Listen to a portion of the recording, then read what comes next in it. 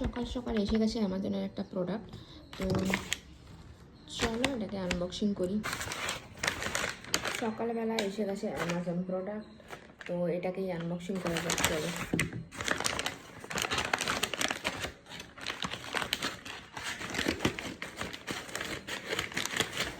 Actually হেডফোনটা ভেঙে গেছিলো, তো ওর তারগুলো ছিঁড়ে গেছিলো। আমার সেই পুরোনো টাইমের মতো ছিল হচ্ছে ওয়্যার হেডফোন, তো সেটাকে এক্সচেঞ্জ করে মানে সেটা বাদ দিলাম, পুরো ছিঁড়ে গেছে ওটা। অ্যাকচুয়ালি ওটা আমার রিয়েলমি ছিল, তো আমরা দুজনে কিনেছি। দেখো এই যে আমারটা এই কালার, OnePlus বুলেটস ওয়্যারলেস এরকম, আর দুটো রয়েছে, ওর একটা রয়েছে আর ওরটা এই যে ব্ল্যাক কালার।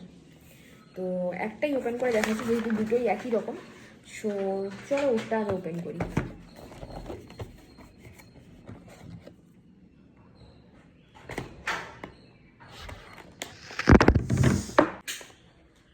তো মাঝখানে দেখতেই পেলে ফোনটা পড়ে গেছিলো, তো আমরা নিয়েছি এই যে এই মডেলটা। আই থিঙ্ক ফোকাস হচ্ছে E307A। তো চলো এটাকে আনবক্সিং করে দেখাই। দুটোই একই মডেল, কালারটা শুধু আলাদা ছিল। আমারটা লাল কালার, সরি অরেঞ্জ কালার, তোমরা দেখতেই পেলে, আর একটা হচ্ছে ওরটা ব্ল্যাক কালার। ও এই যে এরকম। তো আমারটা আর খুলছি না, আমারটা অরেঞ্জ কালার দেখিয়ে দিচ্ছি। এই দেখো দুজনে একই হেডফোন নিলাম, বিকজ আগের হেডফোনটা ওরও একটু ছিঁড়ে ছিঁড়ে গেছে, সেরকমই অবস্থা। তো এটাই ছিল আজকের অ্যামাজন আনবক্সিং। বাই।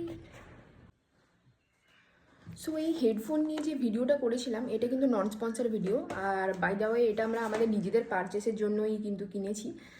আর আমার আগেরটা যেহেতু রিয়েলমি ছিল, তাই এই OnePlus-এর অভিজ্ঞতাটা নতুন, ইউজ করে তোমাদের বলবো কেমন লাগছে।